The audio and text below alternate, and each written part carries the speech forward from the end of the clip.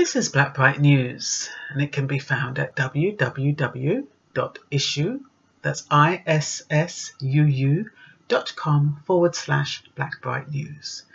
You can read them free of charge. It's a philanthropic publication. Hard copies are printed periodically when I receive donations, but it's managed mostly by me, and it's been going for about 11 years, would you believe?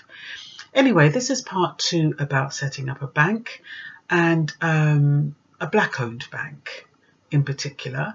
And I thought I'd just give you the steps just in case it's something you're interested to do. If you maybe win the lottery or something, at least you know that it is a feasible idea.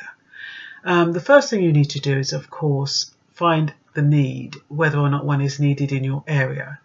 Now, for example, between Luton and Dunstable, there's a place called Dominic Square, and that doesn't have a bank. It has a post office and it has a credit union, but it doesn't have a bank.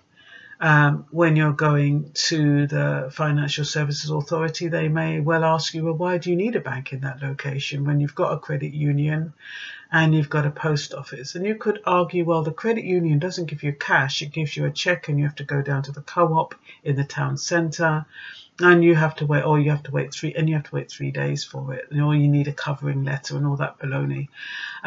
Also, with the post office, it has its restrictions too. So you could make a point, which is what you would need to do, an argument for why you would want a bank in that particular area.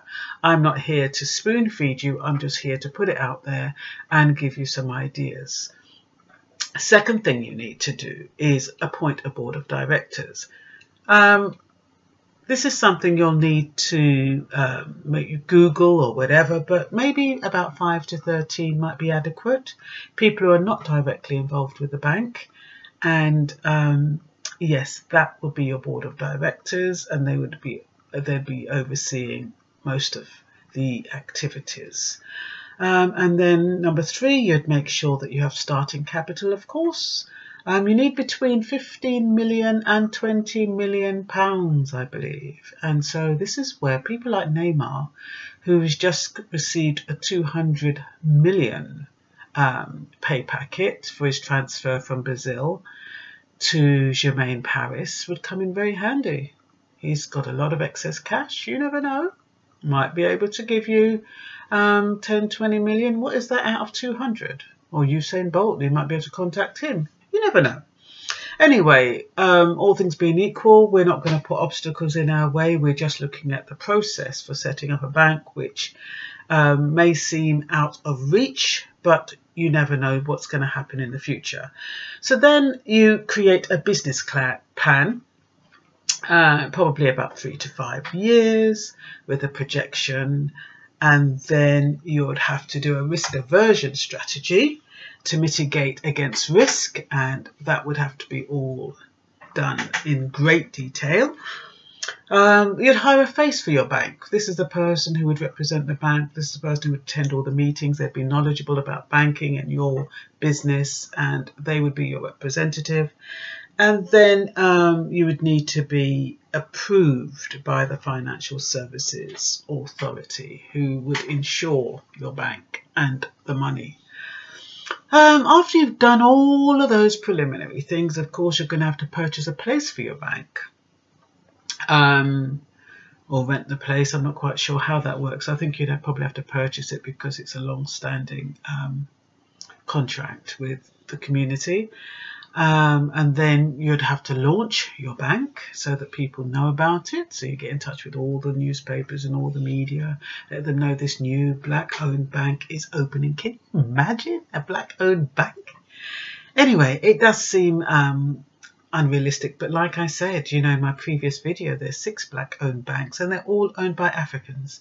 Wouldn't it be nice if one was owned by a Caribbean? It's not impossible. And then, of course, you have to network. You have to know the right people to talk to. So you would be doing that. You would be monitoring your cash flow. You would have your accountant and your financial advisor. And, you know, and the rest you'd have to kind of feel your way around. Those are the main steps you need to know, just in case. And I thought I'd put it out there because you just never know what's out there in your future. You never know what's possible from what's impossible.